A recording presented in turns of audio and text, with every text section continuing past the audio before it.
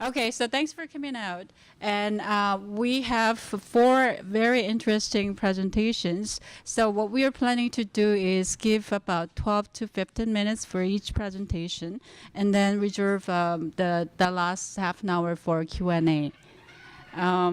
So I want to introduce the four presentations and the presenters right now, and then we'll start the presentations. So the first presentation is Searching for Sheboygan's on the Future of Small Market Newspapers by Damian Radcliffe from University of Oregon. The second presentation is What is Local? Redefining Audience and Practice in the Age of Digital Journalism by Nicola Blanchett Nihili. And third presentation will be Quality or Quantity, Fighting Professional Worst Impulses in Metropolitan Journalism by Nikki Asher. And fourth presentation will be by myself, Sherry Yu from Temple University, Ethnic Media and Local News Production, the Business Strategies. So we'll have the first presenter, Damian Radcliffe from University of Oregon. Thank you. Well, first of all, thank you all for braving the early start and the slightly inclement weather to come out this morning. And if you were, and I also apologize for the fact if you were expecting to see my taller, slimmer, and more handsomely dressed research partner, Christopher Alley, he's not here today, so you just get me, I'm afraid.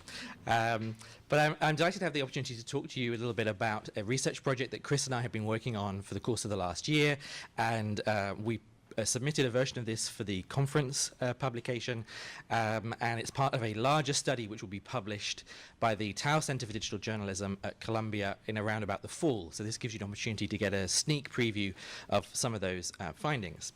And the project really stemmed from conversations that Chris and I had been having for a while around the fact that it felt as if there was a lot less discourse about the state of local news, and in particular local newspapers in the US, than there had been. So around 2008-9 and culminating with the Waldman Report in 2011, there was a lot of research and a lot of kind of heated discussion at a policy level about the state of local news, the state of local journalism, and what could potentially be done about it.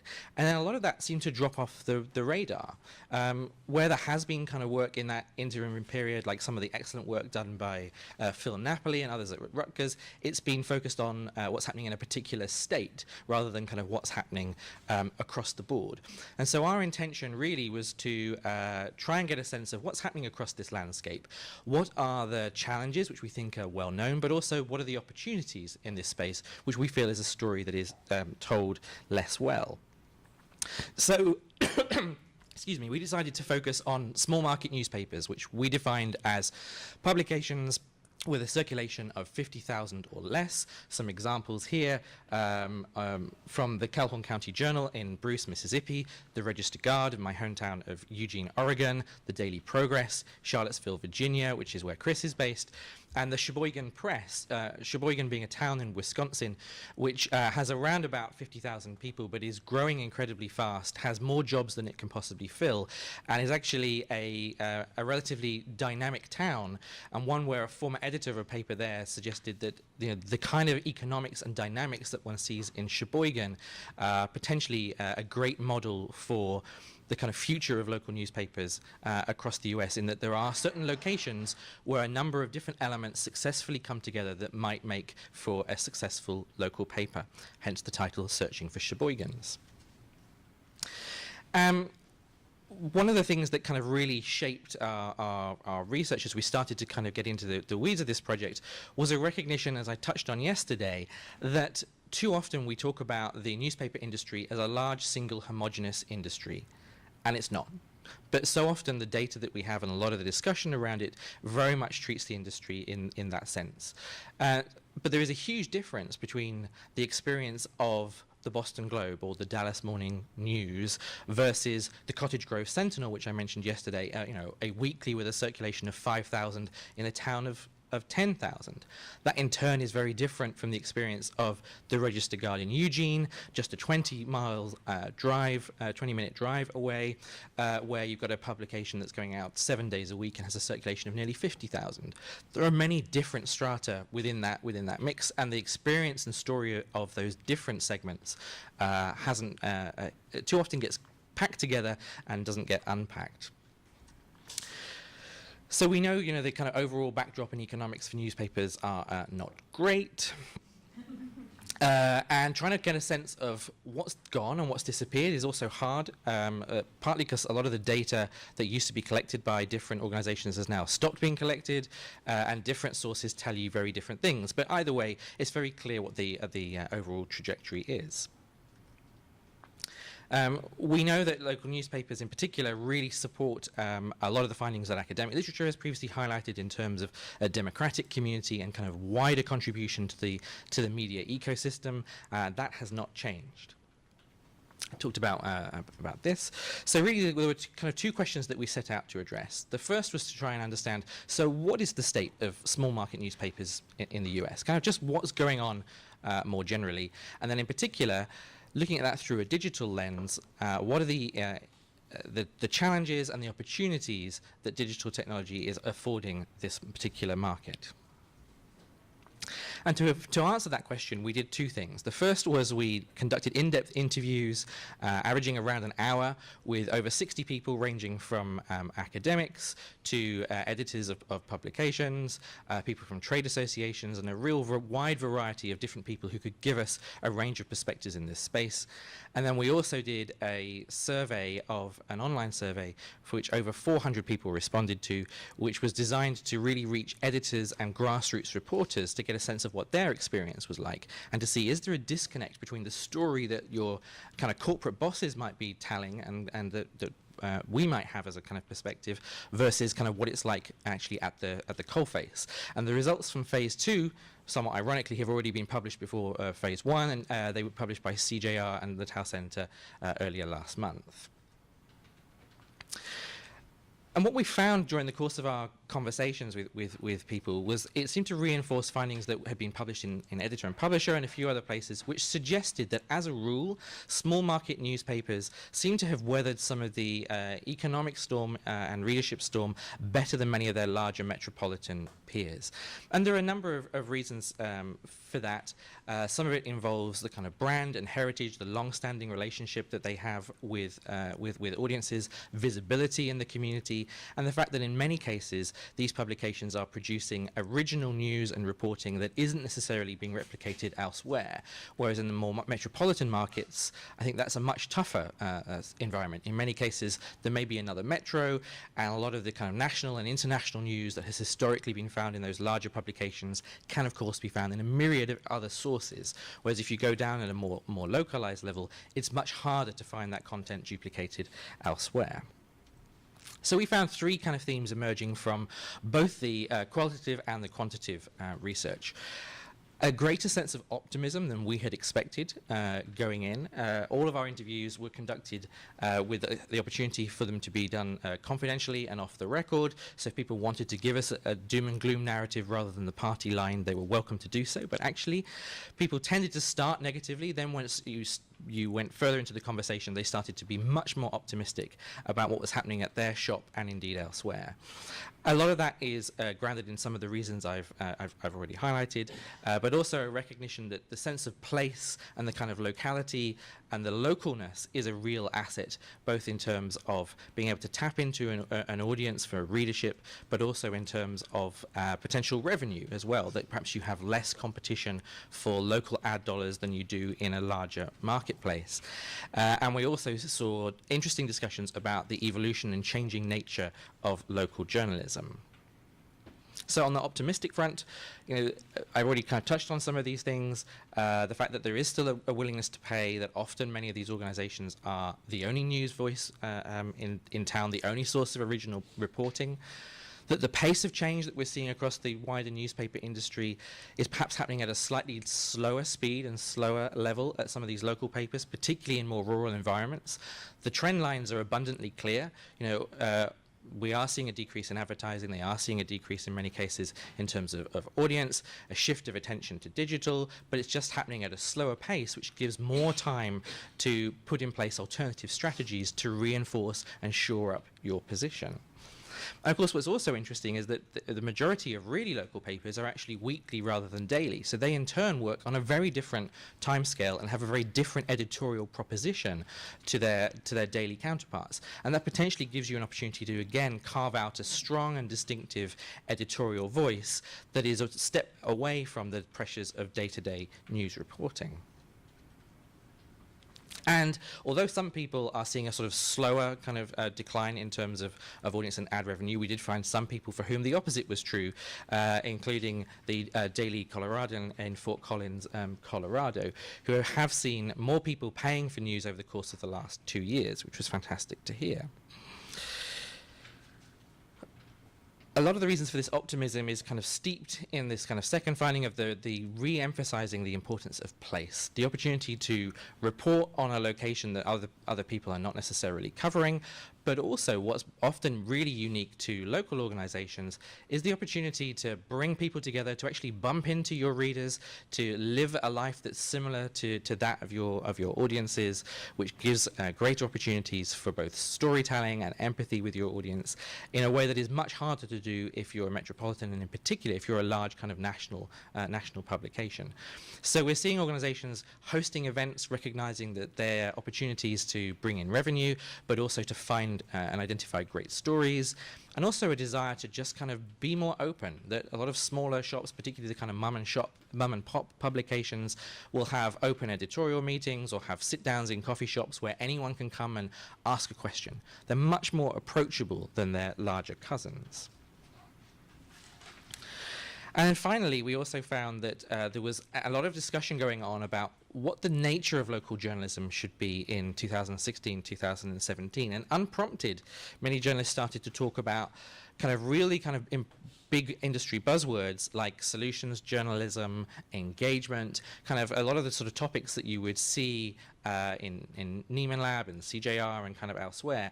And I think it's fair to say a lot of the editors that we spoke to, particularly at a grassroots level, don't necessarily understand some of these terms, or they might think about them slightly differently to the way that we do.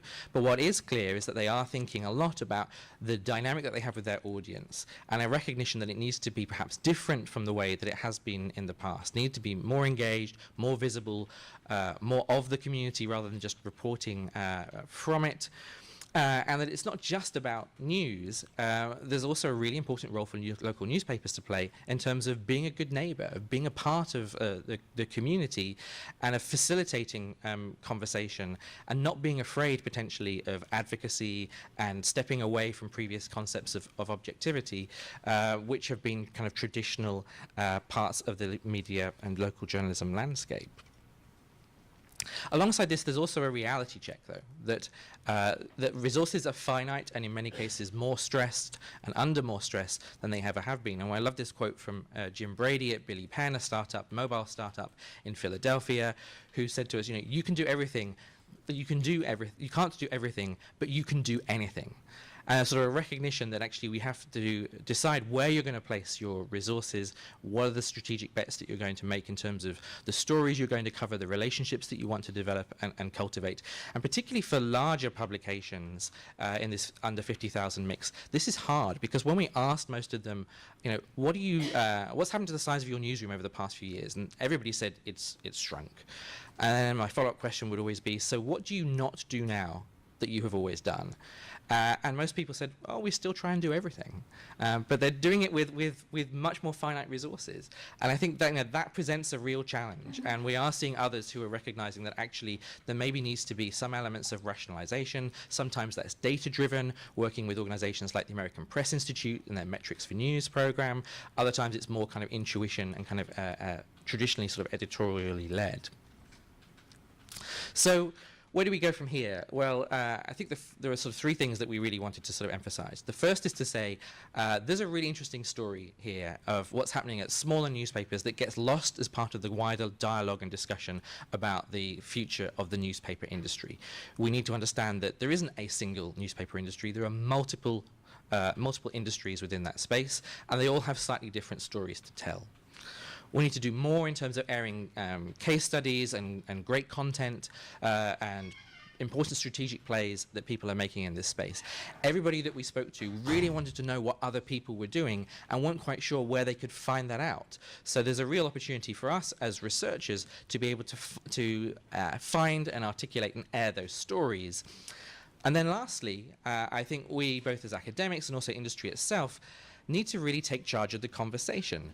We heard many times from people this kind of sentiment expressed by Robert York at Tronc. He basically said, too often there is a doom and gloom narrative about the future of journalism, and in particular the future of newspapers, that stems from journalists and newspapers themselves. And if we keep telling audiences that our industry is dying and it's on its last legs, then there's a risk of it becoming a self-fulfilling prophecy. But we know there is great reporting and great engagement happening on an everyday basis. We don't do enough to celebrate those successes. And actually, if we started to celebrate those successes more by revisiting existing stories, showing the impact that we have had, perhaps, just perhaps, audiences might see, well, there's a future to this medium, and therefore this is a medium that's worth my investing my hard-earned cash into. So, our perspective is that we think it's time to sort of rewrite the story of local newspapers. We're excited to be able to play our part in that contribution, and we're looking forward to sharing more of these findings with you later on in 2017. Thank you.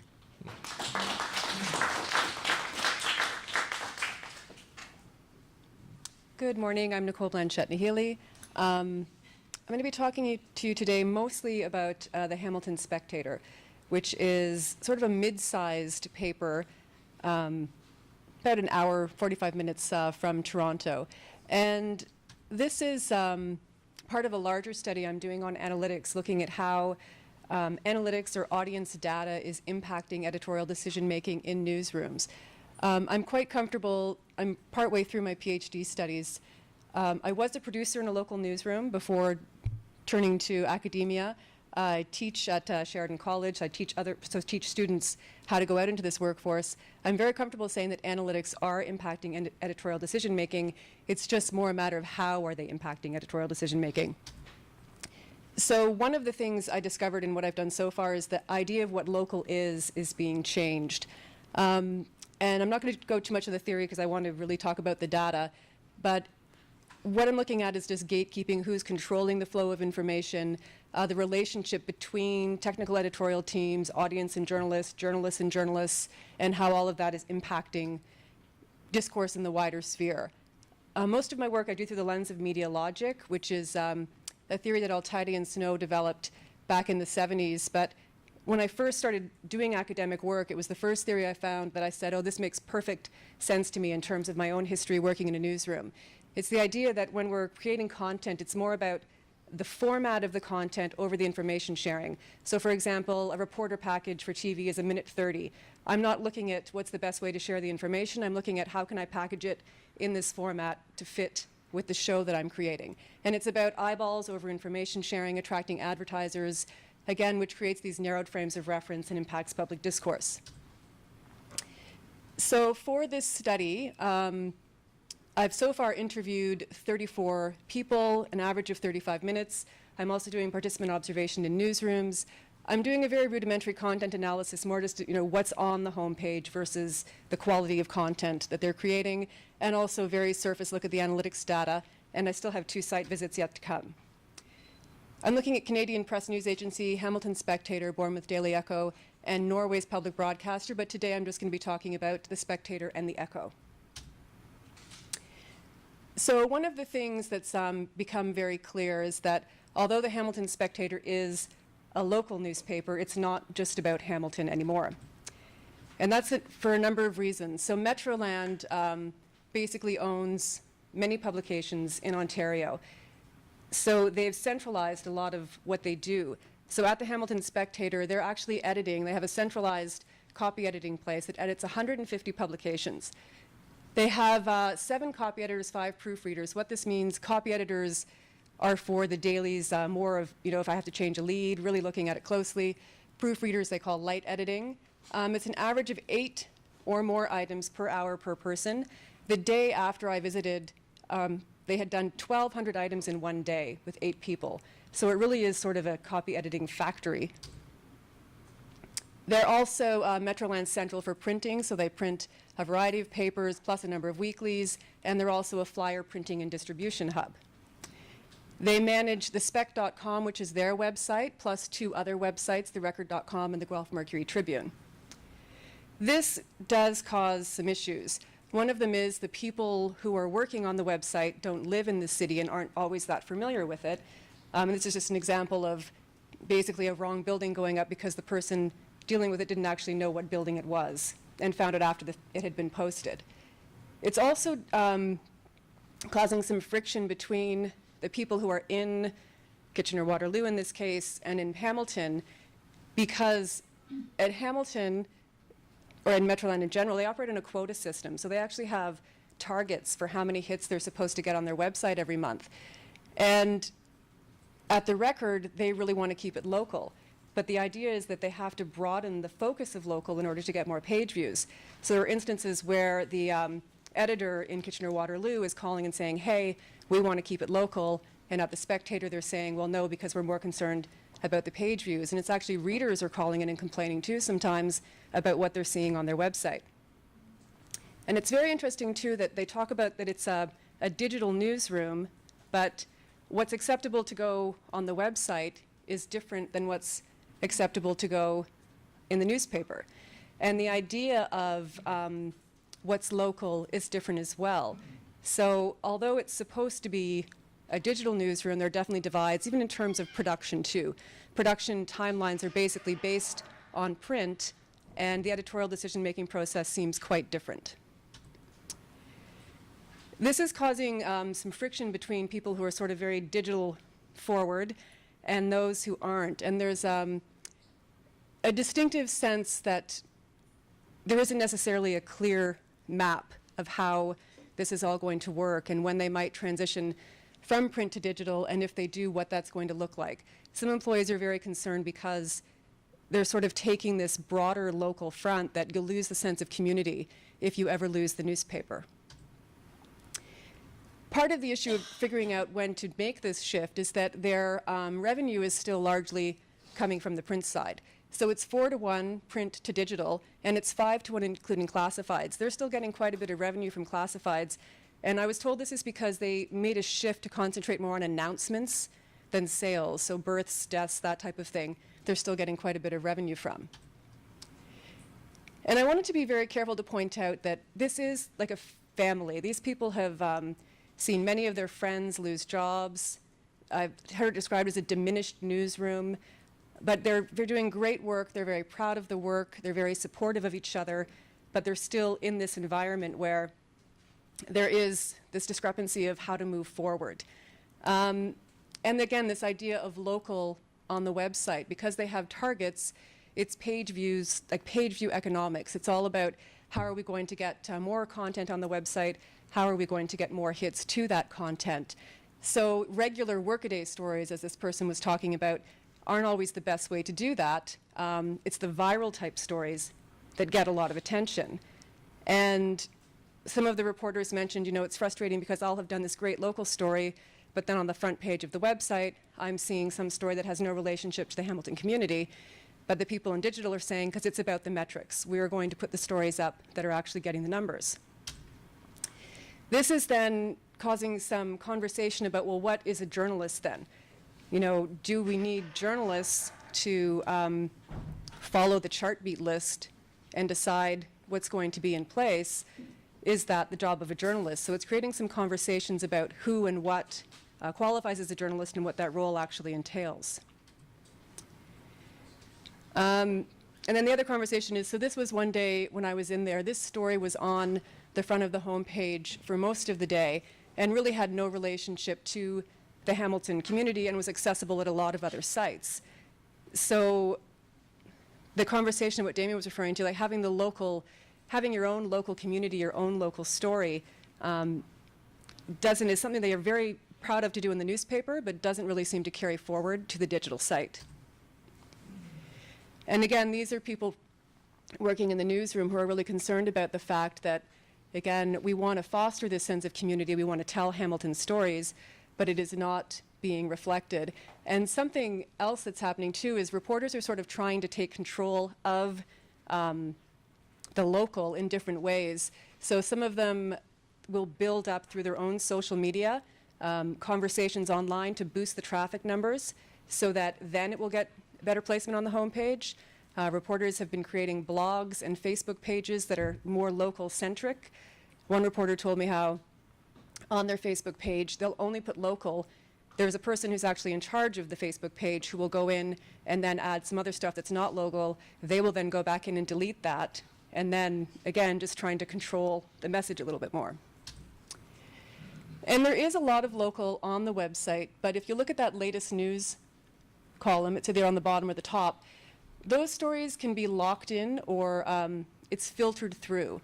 So viral type stories like these are often locked into that latest news. This is another day I was in the newsroom, and this story was getting the most traction on both the Spectator and the Record. So they kept, in a variety of ways, pushing this out, but zero news value, basically.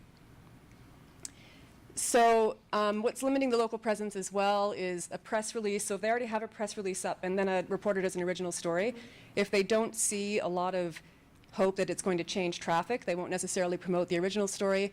The web template's designed for all of Metroland. It's a shared database of stories. And again, once content's been approved, it can filter through this system and bump other stuff out. It's very hard to search for content on the site. And specialized content and original content, some of you might know the Code Red series, which was a look at the healthcare system in their area. It's impossible to find on the site. They actually have a separate site where they put that information up because, again, they're working within this Metroland template.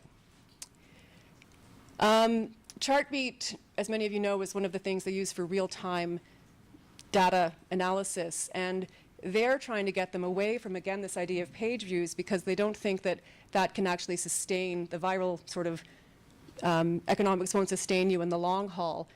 Not everyone is the New York Times. They're not going to reach that scale. They have to look at working within their community. And if you look at sort of the long tail, this is something that Christin looked at from a bit of a different perspective, looking at political stories. But if you look at from 6 months and a year, all of the stories that are getting the most page views are actually those local stories.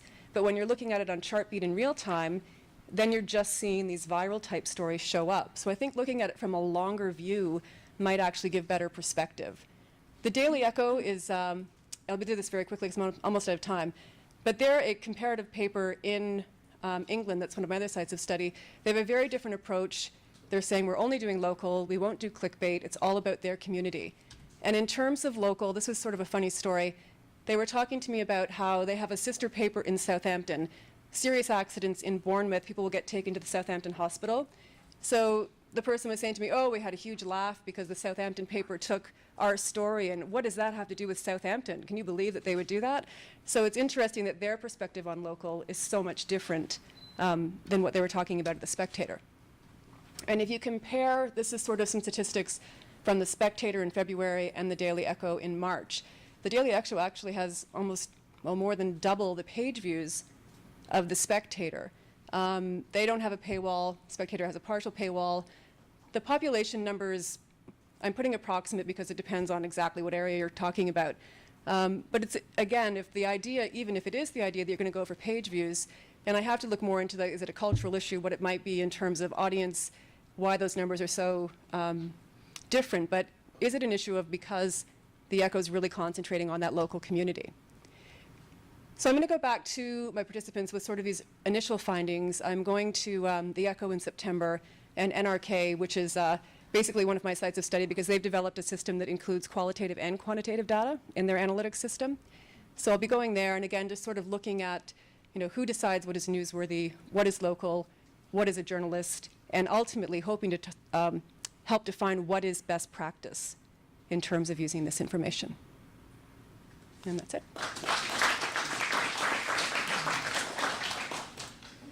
Hi, everybody. I'm Nikki Escher. I'm really happy to be here, and it's been so great to just hear some of the fantastic papers being presented and also see some of you again or for the first time. What I'm about to talk to you is also something that got its start with Tau Center money. And I tend to look at very large newspapers, and for me, looking at smaller metropolitan newspapers is like even as a bit of a jump down, shall we say, in terms of size. So when I use the word local, I am speaking about metro dailies. We know what the problems are, right? There's no point to really sort of go through all of them, but I want to highlight the things that I see that are really important. And for me, especially sort of in the post US and UK elections, there's a conversation that needs to happen about how journalistic authority is related to professional performance inside local newsrooms. And for me, that question of how journalists maintain authority and make a claim to having that authoritative knowledge is ultimately really one of the linchpins for understanding what's happening to the overall news ecosystem.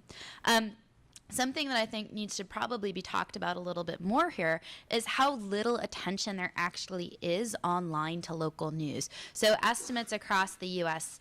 Suggest that people may spend no more than 9 minutes a month on local news sites, like original native local news sites. So local news sites in many metropolitan news organizations, including a number that I visited, a loyal visitor might include somebody who visits the webpage between 2 and 4 times a month. So when you're talking about revenue models and you're talking about people who are only coming to your site between 2 and 4 times a month, you've got a real problem. And I think the other side of this is very much temporal, right? Like, what does the 24/7 news cycle actually do to a local news environment? And actually, I'm going to argue that in the places I've looked out, the competition, where there is competition, and what that does to the kind of quality of journalism that ends up being produced. And we do know that there have been significant changes in content to accommodate the digital news cycle. Many of the people in this room have written about this, including myself. I want to sort of take back and reclaim some of these large questions. So I've might as well slam you over the head with Heidegger at 9:30 in the morning.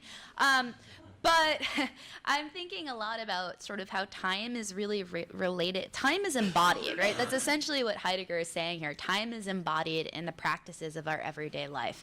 And time is like one of the most central, fundamental core principles to journalistic role performance, journalistic conduct, the pressures upon journalists. And as a result, right, I think bringing back the centrality of time into our analysis is absolutely critical. However, right, it's not like we haven't talked about time before, and in fact, immediacy questions, concerns about temporal change and the impact upon news quality are not new. Time and economics are intimately bound together, right? Whoever is first and fast has both an economic claim but also an authoritative claim to having that information first, right? And, Reuters had carrier pigeons going across Europe. The Telegraph, right? You really did have 24/7 news and information capacity at the beginning of the Telegraph, right? News boats used to race out in the 17th century to go get news from trade ships coming into the shores. And CNN, right, was a 24/7 rolling news coverage in, really the end of the 80s that permeated into broadcast news. People have been talking about stopwatch culture and newsroom ethnography since the late 70s. So this whole idea that time is a pressure for journalists and time is related to economic outcomes is not new. So the question then becomes, what is it about this particular moment that is driving a unique set of pressures? I do want to say, by the way, that conversations about disappearing local news have been around for a very long time. In the 1940s, there was a book called The Disappearing Daily. There's another great book that I recommend reading by David Davies called the Post-War Decline of American Newspapers between 1945 and 1965. And if you go back and read the Columbia Journalism Review from 1961, issue by issue, as I have been doing, you will see that people have been freaking out about local daily newspapers closing for decades. So sort of to speak back to this point of how much of this is a creation of journalists telling their stories wrong, perhaps, because this has been an enduring property. The fragility of local news itself is not new. So what is different, right? and as I've noted, right, immediacy is core to professional identity. That much, I think, really hasn't changed since the 1650s, arguably. I think what has changed fundamentally is the competitive nature journalists have with each other. Not that there hasn't always been competitive, but there was an intermediate agenda setting where maybe there were different temporal patterns between newspapers, local TV news, radio stations, news weeklies, right? Now everybody has the same deadline, and that's ASAP, or now, right? And so what I've been trying to do with my research is to link all of these questions about time and competition and temporality back to authority. So rather than saying this technology, what does this technology do, right? Actually link it to broader questions about what does this do to how journalists have control over knowledge, how they sort of make their case for their worth. I think it's worth thinking about authority as relational, that it's what journalists say in and among themselves, how they relate to sources, right, and how they relate to their audiences across sort of vectors of a myriad of different sort of elements, like what the content is, what the measures of trust are, how time is expressed, right?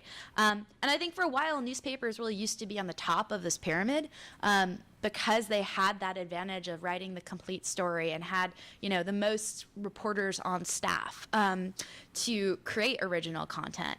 Now I think that undermining of the constant deadline everybody shares is a really different thing. So sort of leading me to my core questions about, in this paper, how does time impact journalistic authority as a relational process, as a product, and as a norm? By the way, this is sort of a preview of a new book that I've written 5,000 words of, but look out for it. So this project, 4 big metro dailies, not in the Northeast, which was sort of my big characteristic and criteria for myself, 122 interviews, 21 interviews per site. I'd like to talk to you at some point about hybrid ethnography and why I believe that this was not just interview-based research and how you sort of cram ethnographic work into a week or a 5-day visit. So what I found is not all that surprising in the sense that incremental news is on the rise, but I'd like to offer some explanatory features that hopefully get to these questions of authority. All right, so the 3 big reasons I would argue that incremental news is on the rise is traffic, but in a little bit more of a nuanced way, a deep-seated fear of irrelevance, and fear of the competition. So I don't know if it's incrementalism with an I or with an E, but one of the most interesting things I've seen, so in my studies at the Times and other large news organizations, I saw an obsession with constant updates, right? A single story might be updated 24 times, right? This pit bull story, which was a big feature in the Seattle Times over the course of the day, was updated a whole bunch of times, as was a porpoise story, because porpoises are actually really fundamental to Seattle. There's like a lot of marine life, as was this boat story in the Miami Herald. And in fact, this boat story was updated no less than 8 times and never run as more than a blurb in the print paper. So to the point about print and web having sort of different standards about what counts. But there's this real sense that anything that just adds to content is helpful. Poor quality social media ends up coming out. So if you've ever followed an education reporter on Twitter, watching them live tweet a school board meeting is not something they actually want to be doing based on my research, and they find it generally useless, but they're told to do it, right? So the churn, right? But also the constant updates. And the thing that's funny is, like, journalists know it's not good, right? Like, they have told me, they tell each other, like, okay, this is a TV story, not a newspaper story, or this is just a web story, this isn't a paper story, or this is just up there to lead the morning and get some traffic. All right, so, and for me, this is a real concern that this may in turn undermine your overall authority. If most people are coming to you on the web, perhaps, right? And all they're seeing is a pit bull story instead of that great investigative feature that you actually do have, right? That's coming out later for your morning subscribers. You're kind of screwed, right? So the question is, like, why? And one answer is traffic, but I think it's more of what Caitlin Petrie talks about as an emotional connection to that traffic. feeling like the only way that you can get people's attention and the only sort of emotional measure of worth is the fact that there's a certain number of people on the site. The thing is, optimizing for traffic is really unpredictable based on Facebook, but sometimes the leading story for a year for some of the newspapers I've studied, and the Fort Worth Star-Telegram being one of them, was what they call drudged. If you get your story put on the Drudge Report, you're going to get 6 million hits. None of that is local traffic, and as far as advertisers count, it doesn't really matter, right? So breaking traffic is less sort of about just raw proof of concept that the product is working, and more an emotional connection to the fact that somebody is paying attention. But to optimize around it is just sort of what a lot of journalists talk about as folly. This, I think, was one of the more interesting points, which is a fear of irrelevance. The reason there's a toilet up here is I had a journalist at the Fort Worth Star-Telegram tell me that he felt that he was a sports columnist, that he should be updating his Twitter and then blogging everywhere he could, including from the toilet, which was something he had done before. So it's this deep-seated fear that if there isn't something new up there on the web every hour, something up there new on the Facebook page, people are going to somehow forget about the Miami Herald or the Des Moines Register. Like, just being in this era of news everywhere, being irrelevant may be a journalist's deepest fear. That's also motivating some of this incrementalism, right? I also think, and this is for my research area of like sort of the metro dailies, but like, yes, local news is shrinking, but there's also still a lot of competition. Maybe it's local news quality in some of these areas. And so this is just a sample of the biggest, there are 5 TV stations in Seattle that the Seattle Times is competing with. There is the Seattle PI, which was once a print newspaper, but is still a daily news site. There is an alt weekly, there's radio, right? And that's only just like a quarter of all of the sources devoted to local. There's this belief that you've got to keep up with these folks because everybody is now competing for the same small, disloyal local news audience. And so the justification for the Pitbull story was, well, it's a TV story, but we'll provide more context than TV. And to speak to that sense of intermedia competition, we might, a Des Moines Register editor told me we might get our ass kicked by breaking news on TV, but that really pisses me off, right? Like, it's a deep-seated frustration with losing. So how does this come back to relational authority? I think it's sort of these 3 things that losing to the competition is deeply unsettling, and having the same deadline as everyone is deeply unsettling, and that too produces a race to the bottom. That traffic is not just about economics, but actually like a real-time measurement and an emotional connection to whether journalists are winning or losing in their battle for survival. Incremental updates are all about sort of keeping a personal relevancy, and whether they're actually warranted is sort of up for grabs. And the fact that a lot of journalists know that this may not actually be the best journalism they can perform, right? And so, all right, if we are moving towards incremental breaking news, questions about authority really emerge, because if journalists can't justify the significance of their work to themselves, right, how do they expect to maintain relationship with their audiences that is one that is engaged and respectful and really reflects newsworthy of the community? So thank you very much, and you can reach me here.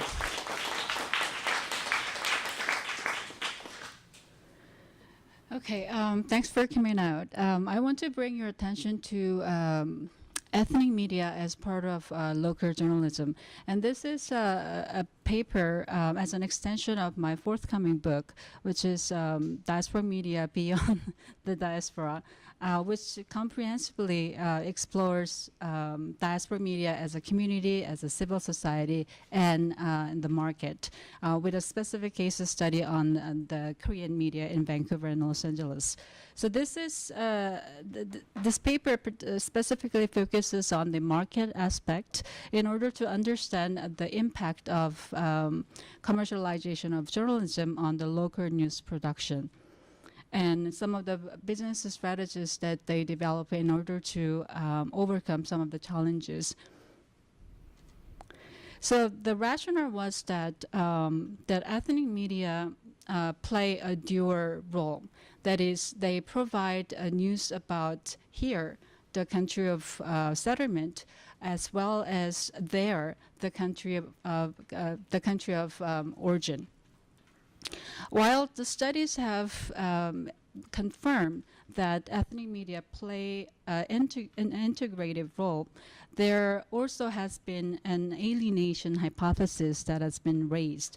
That is, ethnic media tend to lean more toward the country of origin, the story about there than here.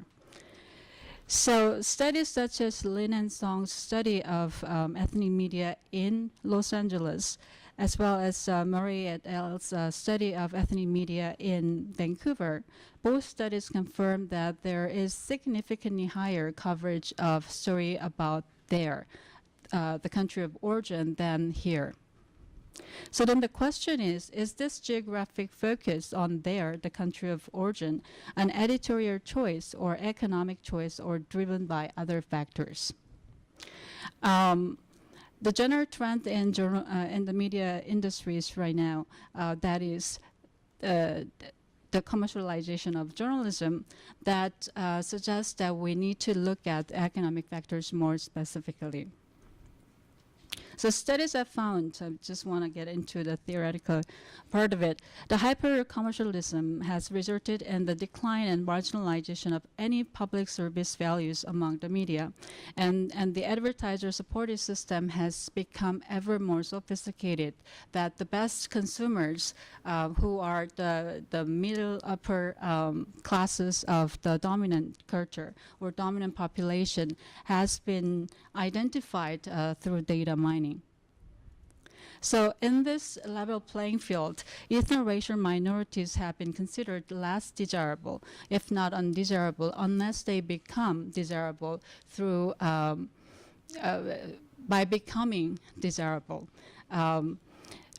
And the undesirable segments have been working on their own segment by looking at the ways in which they can expand the size of their segments by utilizing the group commonalities such as language, which is the case of the Hispanic segment, or the region where they are from, which is the case of Asia-Pacific segment.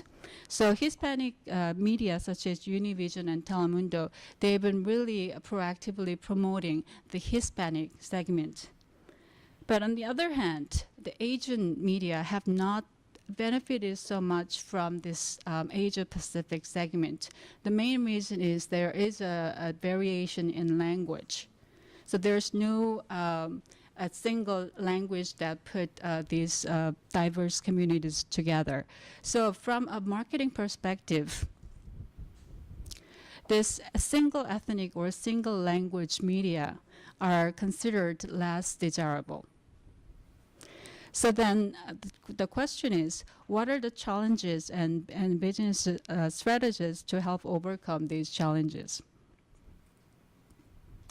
So as part of my forthcoming book, this paper draws 35 in-depth interviews from with Korean media practitioners in Vancouver and Los Angeles who represent media organizations across media types, source of capital, years of establishment, and frequency of services and area of coverage. So the questions that focused on were the media, the business strategies, as well as the market issues. And I mentioned in my book that Korean media market is very competitive, mainly for two reasons. One of the reasons is the Korean media sector is preoccupied with predominantly free media, which depends solely on advertisers for revenues. So in general, if there is a focus or priority over advertising revenues over the editorial integrity, the consequence is that there is no low local news production. And Korean media are no exception to this case, that when we look at the news content in in Vancouver and Los Angeles, only about 34% of the news content in Vancouver and 38% in Los Angeles is produced locally by staff writers, with the rest of the content being outsourced from media from Korea or local mainstream media. And this finding is consistent with that of the earlier studies. Another reason that Korean media market is competitive is that the competition is internal within the saturated market. So around 80% of advertisers are from local enclave businesses who tend to be small mom and pop type of businesses, such as restaurants or travel agencies or beauty salons. But then the interviews with the media practitioners suggested that there is an aspiration for increasing local news production, and they have been adopting various strategies in order to improve the local news production, such as vertical or horizontal expansion strategies or online strategies. We understand that vertical expansion is an expansion within the same media industry, whereas horizontal expansion is expansion across or beyond the media industries. So one of the vertical expansion strategies they have adopted is a back-to-back publication. That is a strategy adopted by specialty weeklies by attaching a new title to the existing title. And it is considered as a low-risk expansion, which enjoys the reputation of the existing publication. So one of the media practitioners mentioned that it is an interesting model that works as leverage to convince advertisers. This way, we create 2 front pages, the most expensive page of all.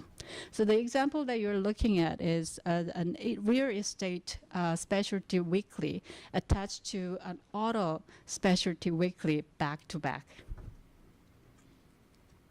Now, another vertical expansion strategy is print media introducing new publications. So the example that you're looking at is Korea Daily Los Angeles, which is a daily newspaper published by a transnational media branch in Los Angeles, which also publishes a metro-style daily newspaper called IS Plus, as well as a magazine and business directory, and various guidebooks, such as golf guidebooks and travel guidebooks and such as that. For broadcasting media, vertical expansion would mean adding more channels or hours. And the example here is TVK24, which is a local immigrant developed cable channel, which is also part of a major cable networks such as Time Warner. And they have recently, in 2009, launched TVK2, which is the second channel, in addition to TVK1 they launched in 2005, in order to attract the younger generation Korean Americans. Now, horizontal expansion strategies, on the other hand, is either expansion across media platforms or beyond media industries. An example here is the Korea Times Los Angeles. As a newspaper, it was launched in 1969, and they launched a radio show in 1992, as well as K-Tan TV, which is a television channel, in 1993. So by early 1990s, they have already established a multimedia platform. And with the launch of e-paper, all of these services are sort of a click away from their main news website. Another example of horizontal expansion strategy is expansion beyond the media industries, such as education. So they operate, the example here is Korea Daily.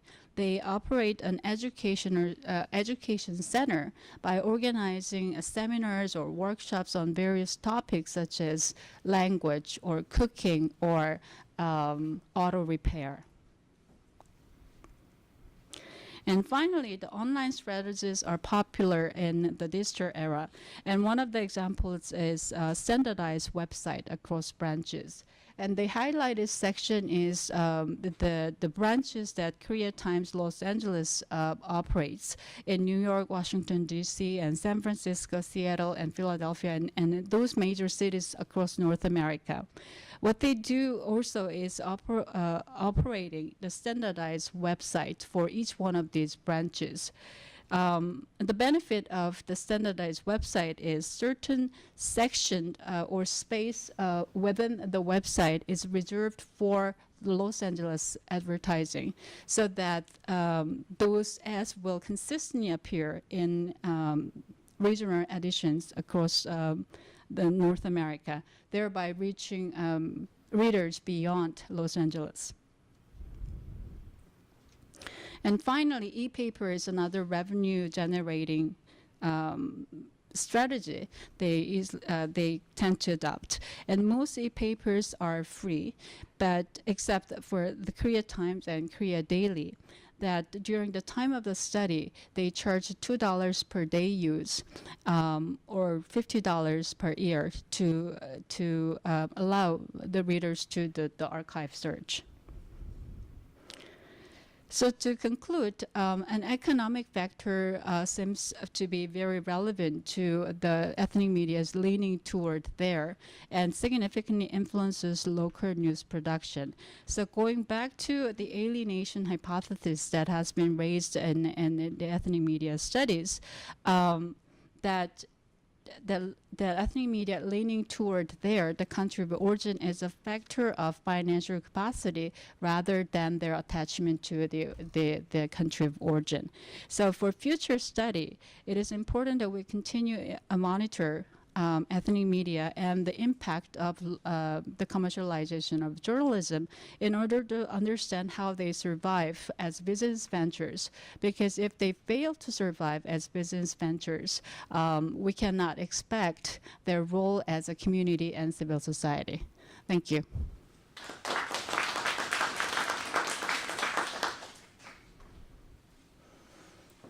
So then, as a moderator, I would like to call the four presenters up front, and we'll start taking questions. So if you can introduce yourself briefly, and then ask questions, that would be great.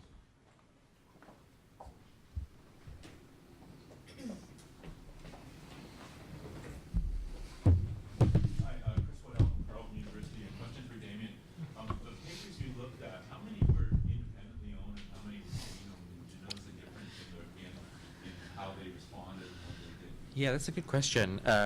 Sorry, I should speak into the microphone, although I don't know if it's on. It's on. Okay, good. It's a good question, and I think we do see some different attitudes in that space.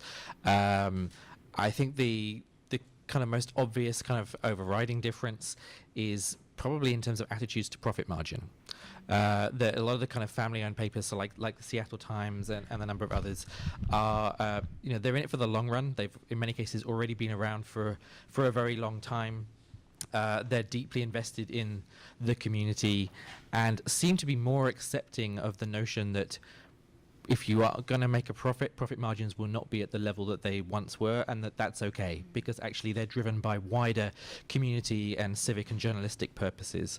And that's often, perhaps not always, the case in some of the larger commercial chains where there's been much more aggressive cost-cutting, centralization, kind of other moves, all designed to really still maximize profit. Or in some cases, some of our interviewees that said, they really felt as if it was asset stripping was kind of going on, and that there were large corporations were essentially taking out whatever they could before the industry folded. Can I have a question for you also? You've been saying about interviews you carried out. How they differed when it comes to the conditional situation of the newspaper? Whether it differed or not. If, for example, if the situation, circulation, and sale was pretty low or pretty high, whether there were any differences between the interviews? Yeah, they were surprisingly consistent, actually, which was not necessarily what we had expected, kind of going in. So, a typical interview followed a very much a sort of same trajectory of lots of sighing and people saying, being very kind of depressed at the start of the interview, and then they'd start talking about all the wonderful, amazing things they were doing in terms of content or experimentation and innovation, and then other people that they thought were doing interesting things, and suddenly the whole kind of conversation got kind of turned around. And I think that really sort of reflected one of the things that I sort of ended my presentation with, of saying we ourselves need to take charge of this dialogue, because if I'd have just taken the first 5 minutes of that transcript, it would all be a doom and gloom narrative. But actually the wider picture was there are some interesting things going on here, and greater sense of optimism than perhaps we might realize. And that's not to say that people are unrealistic. They recognize there are huge strategic and structural challenges that the sector faces that we may not necessarily have reached rock bottom yet, but that the speed of that decline in many cases is slower than it is at larger metropolitan papers and the ones that kind of Nikki talked about in some cases, and that they're positive that they will come out of the other side because they have a unique product that isn't being replicated online or by other kind of content shops. Just, Damien, on that same note, I was wondering, for the community papers, the weeklies, were you able to get any context for whether they were the survivors of a whole bunch of other ones around them closing and merging? No. So in many cases, they've often had the landscape to themselves for a very long time. What is changing for the community papers, I think there's sort of two kind of things that are really happening there that are quite interesting dynamics. I'll say three things, actually. The first is that a lot of them don't rely on subscriptions. It's still based on single copy purchases, and so that creates a lot of financial uncertainty that also drives their relationship with digital and social, because more than ever you have to avoid giving away your crown jewels and your assets on social, because you need to incentivize people to still go out and spend 80 cents, $1, whatever it might be, every Wednesday to go out and buy your paper. So there's a very tentative and apprehensive relationship with social, which of course we see at larger metropolitan, national and international publications, but it's even more acute at smaller publications, because 80 to 90% of your revenue is coming from direct purchase or the physical ads that are in your newspaper. So that's one thing that we're seeing. The other thing, two things that we're seeing is that kind of wider field of advertising that they might have been able to draw in. So say getting ads from the town that's 100 miles away has now in many cases disappeared, because a lot of those ads that used to spill out into kind of overflow communities have now very much gone online. So they're having to really kind of double down on kind of localized content. And then the third thing that they're seeing is that their editorial proposition, they're kind of doubling down on the fact we have longer to be able to tell this story. We're able to provide a perspective that nobody else has, partly because in some cases nobody else is reporting on our community, but even if they are, they're usually caught up in the news cycle that we've just heard described of constantly updating stories, of it going out on social incredibly quickly, sometimes not necessarily accurately. And so there is something very positive to be said about saying, well, we publish once a week, and that gives us time to not only get our facts right, but also tell a perspective that isn't being told elsewhere. So I just have a question, can I? Yeah, I mean, Go ahead, Nikki. yeah.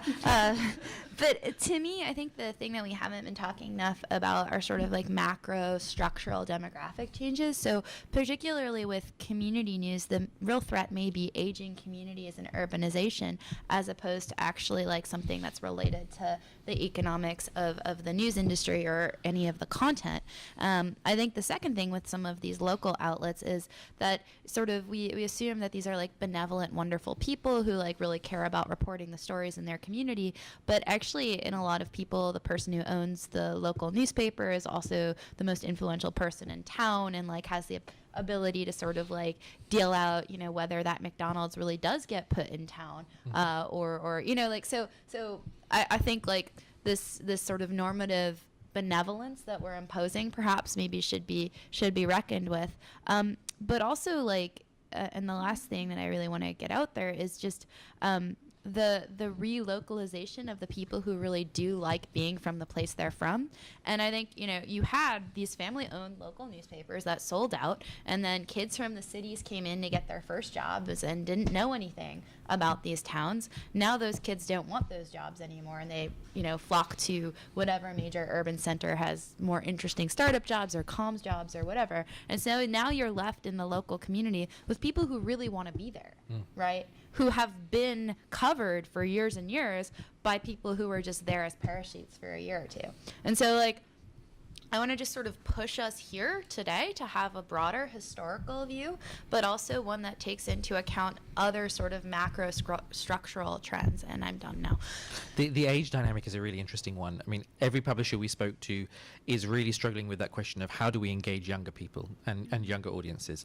And in many cases, they feel it's that actually that is the role for social, is about trying to create a relationship and a dynamic with younger audiences that at some point might tip over into a paid transactional relationship, that the people you're putting on your Instagram page may well at some point in the future become paid for subscribers or actually go out and buy a copy of your weekly publication. But that is a long punt that they are taking with no real sense of whether that will ever work or not. So there is definitely a real question around how do you engage younger audiences and get them to pay for news, and in particular local news, not just unique to this space. And then, as Nikki said, there is also a really big issue around attracting and retaining young reporters. The kind of salaries that are often available are very low, that sometimes you can go and do a job that does not require a college education that pays you more than someone who's done a 4-year journalism degree and owes over $100,000 in debt. And people might be prepared to cut their teeth at a local paper for a few years, but then their circumstances change and they can no longer afford to be working for $17 an hour or $24,000 a year. And in almost every shop that we spoke to, they said actually young reporters typically, they have their day job here and they're also doing other work on the side, not necessarily as a way to build their portfolio, but just to earn enough to make ends meet. And so that has, you know, big implications, I think, for the future of the industry, but also in terms of institutional knowledge within those newspapers, because every few years these cub reporters are leaving because they can't afford to stay. And I think we need to actually have more of a discussion about the implications of that, because what happens to the reporters who are in their 50s, 60s, 70s when they retire, and that isn't necessarily a cohort who can replace them. Wow. Okay, that obviously triggered a response. All at the same time. So, yeah, I'll get My question's of Nicole. And then You're looking into the editing mill in Hamilton. It's really fascinating. The figure that stood out was the 1,200 stories are edited by 8 editors in a day. That's like 20 an hour. I cannot imagine how that does any good and that it's sustainable.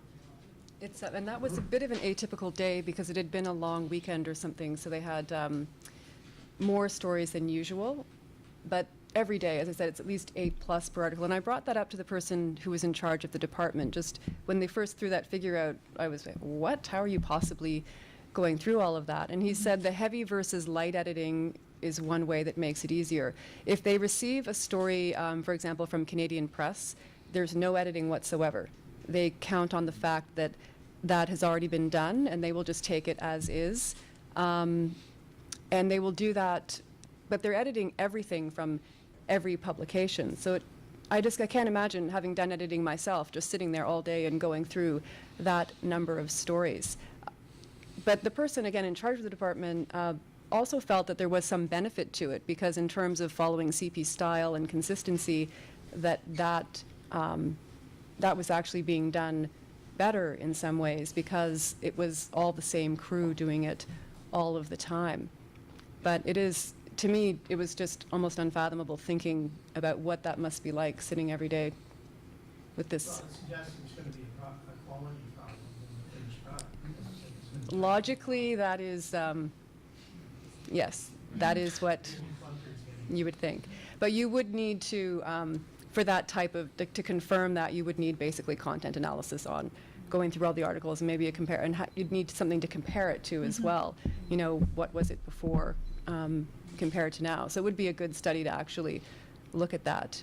But it is just, again, the sign of just this centralization of newsrooms, and again, the taking away like what used to be done, and even just, again, if you've worked in a newsroom, just the conversations about stories too. It's now not, you know, talking to the editor sitting across the desk from you or walking over and having a conversation. It's a completely different building where some of this is happening. So that sort of changes the dynamic too, I think. Might be different community. Mm-hmm. Were 90% of them CP stories? Sorry, I just. No. Yeah. Okay, I'll go back to you. I worked at the Washington Post and developed a template for all the local weekly sections that in the Jeff Bezos era have all been killed. But one thing we discovered and I'm curious if you've got any age demographics that are more refined than young, middle-aged, and old. Because we discovered that when people turn, you know, in their 30s and they had kids and the kids went to the public schools, their interest in local news coverage rose dramatically. And I'm just wondering if, when you look at age, how you're cutting that, if you're seeing any difference once people get married and have kids. Yeah, I think age is in some respects a misnomer. Actually, it's about lifestyle and kind of where you are in that kind of life trajectory that you've just described. And you could be super interested in schools issues when you are 22 because you got married at 18 and you're trying to get your kids into the best school and the best kind of start in life. And I think you're right, and that's historically the way what we have seen in the UK and I think in other markets as well, that there's kind of a tipping point in life at which people become less transient and therefore become a lot more immersed in their community. You know, they buy a home, they're interested in schools, they start to do more community activism and so forth. The challenge for a lot of these kind of smaller publications is that those young people may well stay in that community, but they go and work in PR or corporate comms, or they actually leave journalism altogether to go and do jobs that pay more, because the reality is that they need a bigger and more consistent paycheck. Yeah, I guess I'm wondering for readers. Oh, for readers. Yes. Oh, in terms of like kind of no, I haven't looked at readers. Demand for local news, we found, increased at a certain age level. Yeah. Or less so. But then, like, you've got to start pushing back upon demographic and structural changes, right? Like, if you can't I live in Washington, if you can't afford a home somewhere, or your hometown doesn't have anything anymore because every local shop has closed and the local mall is empty, like, you don't want to live there. So residential tenure, I think, is like, and sort of home buying, right? Like, are factors that have to go into this larger picture. And to some degree, it's not about and I think this is like when the platform conversation, you know, it's not about anything journalists are actually doing to some degree. Like, the content can go up and down, but it's like the infrastructure and the structural factors that, like, journalists think it's all about, like, if they just keep writing better stories, like, or if they can engage with the audience better, there'll be this magical moment of breakthrough when, you know, they've been on, a student's been on Instagram for 15 years and now they'll finally subscribe to the paper. But, like, if you don't want to buy a house in your hometown that has a small struggling local paper and you move to the city, you're not going to be a subscriber. So I don't know. Do you have any data, though, that kind I of mean, support that? Because I'm teaching in Indiana yeah. in a small town Yeah. with a small local paper. People don't have this kind of mobility of choice. Yeah. The choice of mobility that you're talking about in places like that. I mean, they're stuck there. Yeah. I mean, look, I think the things that you're talking about, like, and I don't want to, but are the things that drive the open questions about the election results, right? Like, what is mobility? What is pride in place? What is, like, news consumption patterns? Like, all of these things have to be integrated together. And we don't have, like, when ASNI goes and changes its data collection to now not actually record newspaper job losses, like, that's really problematic, right? But we also don't have good data. Like, the only data you can get on some of these local places, you can get DMA data, but, like, I'm surprised that some of the folks here have been able to get CIRC data by zip code. So it's, like, really hard to triangulate. The things you're asking to triangulate are really hard because the paucity of data, particularly for small markets. I'm sorry, buddy. No, I would agree with that. Okay, there was a hand, yes, and then I get passionate. No passion. yes. Kind of putting together what Nikki and Damien are talking about, did you notice, or do you think you noticed, or you're planning on looking at things that are like a small paper and like an umbrella situation or a suburb that sort of has its own paper, versus, a town that's in the middle of a small city that's in the middle of nowhere, that it's really the only, that's truly the only game in town, versus, say, a town or a small city that's part of a more metroplex area that has its own paper, because that might be more of a bedroom community, which is what Nikki's talking about with the demographics and structural, versus something that's maybe more of a self-contained community. There's a question in there somewhere. I guess, the differences between those two types of areas and this notion of optimism, pride, potential, etc. Yeah, I think one of the intention with this study, this larger study, is very much to be a sort of broad landscape and a kind of starting point for wider studies, because we recognise no one's done a landscape study since like 2010, 2011. So there's a whole bunch of stuff that we just don't know. And I think what you're alluding to there, Jack, is probably there's a value in doing like more segmented analysis by identifying certain types of communities and then diving deeper into those to really get a sense of what's going on. But maybe that's the follow-up project, if anyone will fund it. Yes. Nicole, I really like keywords like page view economy. We have observed the same in my country. Some of the regional dailies had something like 20 million page views per month. But you also mentioned that there is a kind of proportion 4:1 when it comes to revenues from printed version and online. So how to survive if the print run diminished and still the proportion is like that? So how they keep adding? They have no idea, based on my initial findings so far, what the plan is. And there's a real sense of unease, I think, in the newsroom that no one seems to know how they're going to move forward with this. And the interesting thing with the page view dynamic is all about the way ads are sold, basically. So it's all about impressions, and then, again, getting more content through more hits. Basically, the more of those you get, the more impressions you get, and it cycles through the ads that they're selling, basically. And it's interesting to talk, because I had a conversation with somebody at Chartbeat about how they hate this idea. They hate this page view metric. They're trying to convince people that this is not the most important metric. But if you're working to a quota system and your ads are all being sold based on impressions and page views, if somebody comes into your newsroom and says page views don't matter, it really doesn't jive with your experience. So I think it's a larger issue of the actual ad revenue model that somebody has to address, or convince somebody there's a different way to sell advertising, which again is happening at places like the New York Times or something, but for these mid-size, especially, or local papers, it's sometimes this is what they're dealing with. So it's actually the system that needs to be changed and reevaluated, which is that is a huge undertaking, to convince people to do something differently than they've been doing for years. But if they don't, again, how are they going to sustain this model? I don't know. It's something I'll be looking at. And of course, there's a huge irony there that many of these publications are seeing record levels of traffic. So, but scale in that sense doesn't necessarily translate to a financial bottom line. But the reach of many of these publications is bigger than it ever has been, even though the financial dynamics are, in many cases, harder than ever. So, needing to sort of shift from page views to time on site to kind of other forms of engagement, and using that as the reward and funding mechanism is fundamental, but also incredibly challenging. And I think as well it's about reputation and brand. So perhaps selling, again, if you're that community paper that everyone, and which the Spectator is in print format, how do you translate that relationship to the digital relationship so that it's the sense of community that people want to be a part of on your website like they do with your newspaper? It's sort of finding ways to do that. And they do a lot of community building events at the Spectator, and they have people come in and talks. And I mentioned something, is it streamed, is it online? And a lot of it isn't.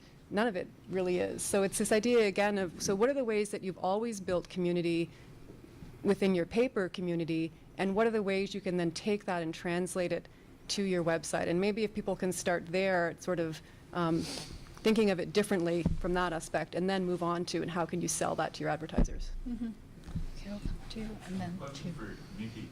When you're a daily journalist, you're very caught up in competition and competing against everyone else.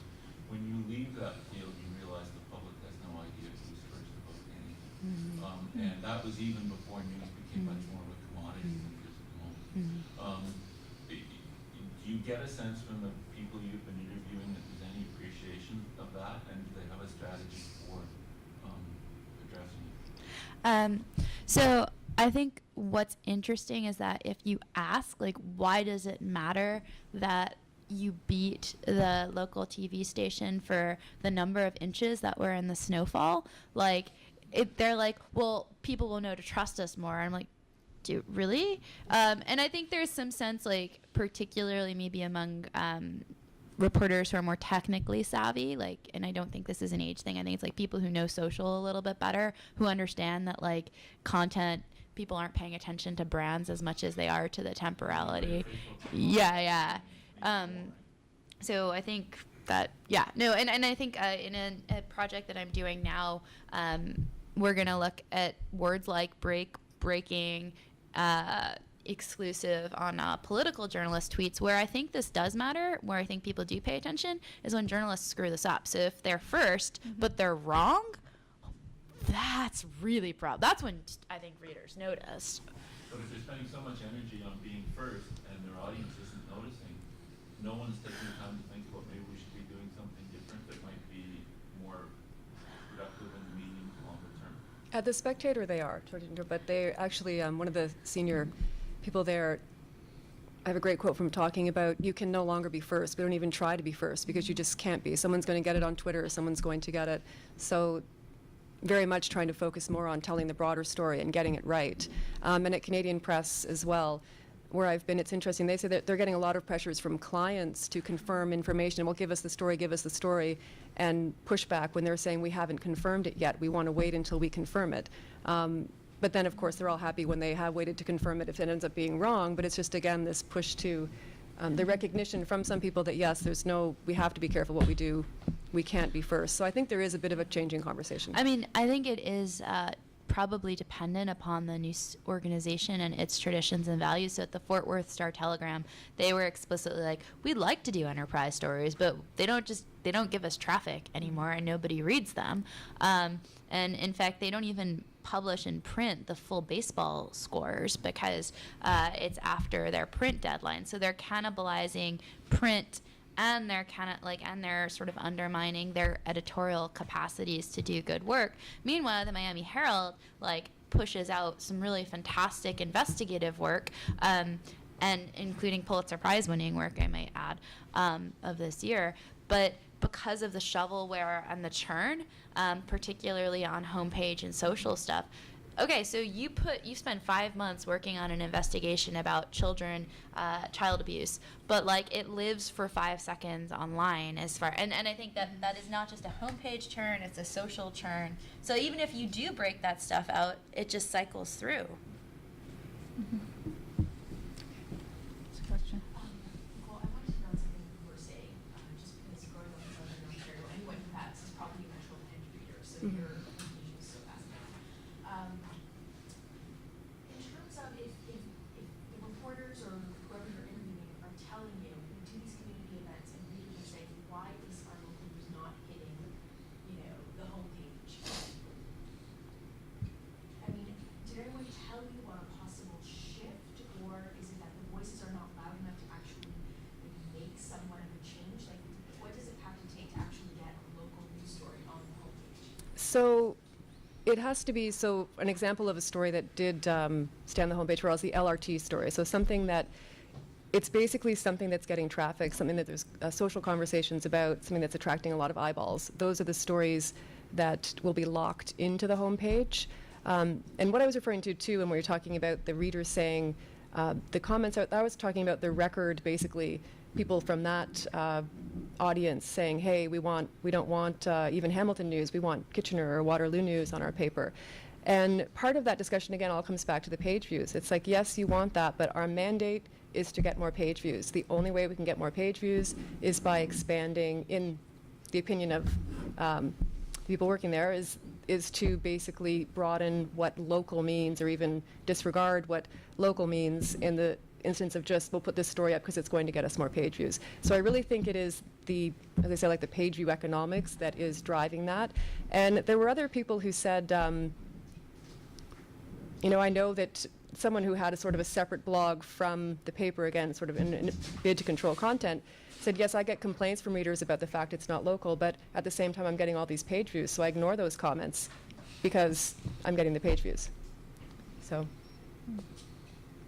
Oh, yes. Yeah, so my question is related to that, around the page views, is do you have road examples, and I'd love to hear from all of you, of the local stories that have had high page views and that did have that interaction that was different than what we're talking about of doing that generic content? Omaha man eats pot brownie, yells at cat.